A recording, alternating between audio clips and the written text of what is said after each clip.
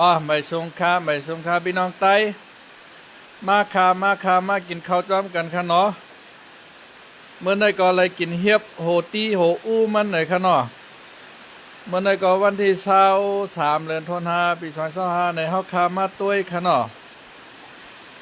เมื่อในก็เมเจ้าเฮิรนกับหามาเฮียบความค่ะว่าในเมื่อไกลในคาก็ตั้นคากะการมาค่ะเนาะตั้นใดมาในพี่น้องเขาอันใดเป็นหลงมันค่ะเนาะเฮ็ดหอมฉายพักอีกอย่างนะเหรอ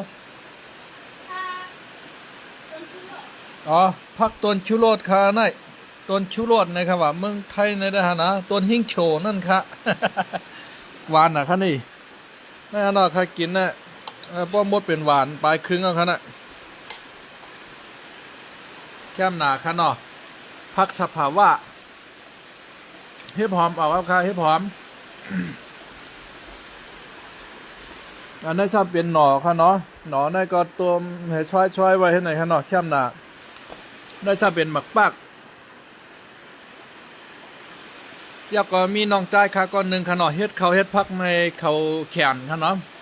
เขาป้าวัฒนาเฮ็ดเขาพักยาก็เมปลาเฮาค่ะก็เมเขาก็ป้าวัฒนาเฮ็ดเขาเฮ็ดพักมันใจเปิดช่อง YouTube มาจื่อห้องว่าไต้พุทธ Channel นะครับว่านะไต้พุทธ Channel ก็ภาษาอังกฤษค่ะเนาะก็ภาษาไทยห้องว่าทำอาหารพื้นบ้านคนไต้นะครับว่าแค่นต่อพินหมอกพี่น้องค่ะเขากะติดตามบันอีกนึงค่ะเนาะใครฮือหลวนใต้เอาคาอันมุนหุ่นมุ่นใหม่มาเมื่อเร็วในใครฮือเขาหมอเฮ็ดภาคใต้ค่ะเนาะหมอเฮ็ดเขาเฮ็ดภาคใต้เฮาให้เขาหมอกับปืดเสียงปืดล้านเฮ็ดขายค่ะเนาะเฮ็ดขายตั้งกินใต้เฮาในหนังฮือตั้งกินใต้เฮาบ่เตรียมไฮไลท์กว่าค่ะเนาะบ่เฮากะเมืองมานในก็เปิ้นเด้พ้องว่าเมียมาอาซาสาในชาติอาซาสาในเปิ้นมีขนาดนะแต่ยกอาซาสาไทยอาซาสาในมันจังหนังอาหารไทยในขนาดว่าการไทยเป็นว่าอาหารไทยอาหารญี่ปุ่นอาหารฝรั่งเนี่ยอาหารพม่าอาหารจีน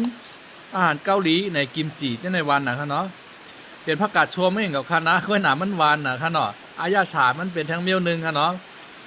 เมืองเกาหลีใต้เฮาชื่อเชงลังนะครับเนาะกิมจินั่นเป็นผักกาดชัวเมืองเกาหลีใต้ครับเนาะ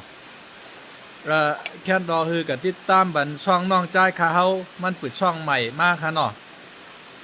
ก้นตัวก้นติดตามมันหมดแล้วในมีอยู่เกาปากปลาย24ก้อเย่าในขนาดหนังคือมันบ่เตเจียวเตรียมพันขนาดแค่ดอพี่น้องเขาจอยเขากับติดตามเหมือนพองชื่อช่องมันห้องว่าไต้พุทธ Channel ในขนาดแล้วก็หลีกไทยห้องว่าทำอาหารพื้นบ้านคนไต้ในขนาดขาใครคือพี่น้องไต้เฮาขาในหมอเฮ็ดกับเขากับปากูเจอกูเมียวเหี่ยวให้พี่น้องไต้เฮาขาในหมอปืดแสงปืดล้านขนาดให้มอปืดแสนปืดล้านให้หาไล่ไล่ค่ะนะเมื่อเหลียวใน YouTube ในเปิ้นเนไว้กูเมียวค่ะเฮ็ดอาหารใต้แหน่เฮ็ดอาหารไทยแหน่เฮ็ดอาหารฝรั่งญี่ปุ่นแหน่ในเปิ้นเนไว้เหมือนเจ้าหนังเมเล่งคาค่ะเนาะ เมเล่งคากูบอกมันเปิดร้านอาหารตามสั่งค่ะเนาะมันในยามกะเฮ็ดลูกน้องเปิ้นค่ะเนาะก้อยกามันตัวใน YouTube ไปเฮ็ดค่ะเนาะเมื่อเหลียวในร้านเขาก็เฮืองเพิ่งใช้ไว้ก้นกินก็นำหนาค่ะนะก้นกินก็นำหนา ซื้อห้องว่าวานชนชมจันในค่ะเนาะมันเดมีตั้งรีสอร์ทค่ะเนาะเดมีตั้งกับเขากับป๋าในพี่น้องเขาพอมาถึงเมแตงก็เขาก็อุดหนุนไรค่ะขายามเหตุการณ์มาดีนันค่ะนะเมื่อขามาเมืองไทยตั้งชุดในขามาอยู่กันนันค่ะค่าไรเรือน3,500ค่ะเนาะช่องก็ผมเมก็ไรเรือน7,000นั่นขณะเมื่อเขาขามาเมืองไทยใหม่ๆเป็นปันห้องนอนพี่นำพี่ไพ่พี่มดขนาดเขาก็เลยกินแห้งเลยอันนั้นไม่เลงเขาขาในเขายามกาเฮ็ดลูกน้องเปิ้นก้อยกาเขาตัวยังใน YouTube ไปเฮ็ดเอาค่ะเนาะเขาเก่งดังลูกน้องให้ลูกน้องก็เป็นก้นไตเอาในเขาก็เก่งค่ะเนาะซื้อว่าปีนางในค่ะเนาะปีนางปีทุนเขาในเฮ็ดเขาพักในหวานนะคะนะพี่น้องคนไทยเขาพอติดใจอยู่ๆก็ก้นลูกดินในเวงเกียงใหม่เปิ้นก็มากินค่ะเนาะเป็นจังไหนค่ะใครพี่น้องเขามาเฮ็ดเขาพักใต้เฮาเห็นแล้วปิดร้านอาหารในใหม่สูงค่ะเนาะ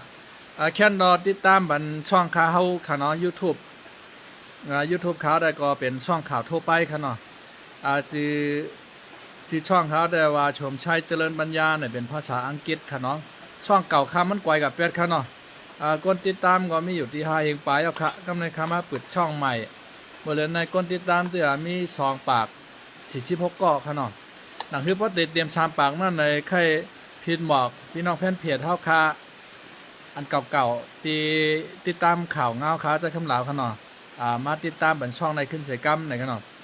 ติดตามเหมือนบ้าช่องน้องจ้ายขาวจ้ายวันค่ะเนาะ ทำอาหารพื้นบ้านคนไต้ในค่ะเนาะชื่อภาษาอังกฤษห้องว่าไต้พุทธแนลในค่ะเนาะกับในช่องขาวชำห้องว่าชมชัยเจริญปัญญาในค่ะเนาะช่องเก่าขาวกอยกาค่ะเนาะ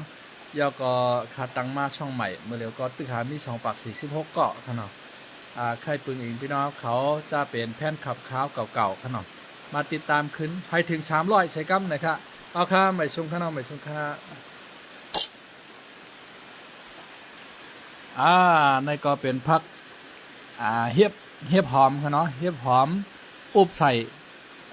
ต้นชูรสยอดชูรสนะครับเนาะอันนี้ซ้ำเป็นหน่อครับหน่อนั่นได้หน่อต้มหลายๆก็ไปกินไรครับเนาะกินได้กินไรอยู่มันไปมีอายาสาชังในซ้ำเป็นหมักปักนะครับเนาะในซ้ำหมักปักในก็หลุไรหุงหนังเก่าขั้นเนี่ยเป็นอาหารโยโย่อาหารธรรมชาติในนั้นครับเนาะเอาค่าไม่ชุ่มค่า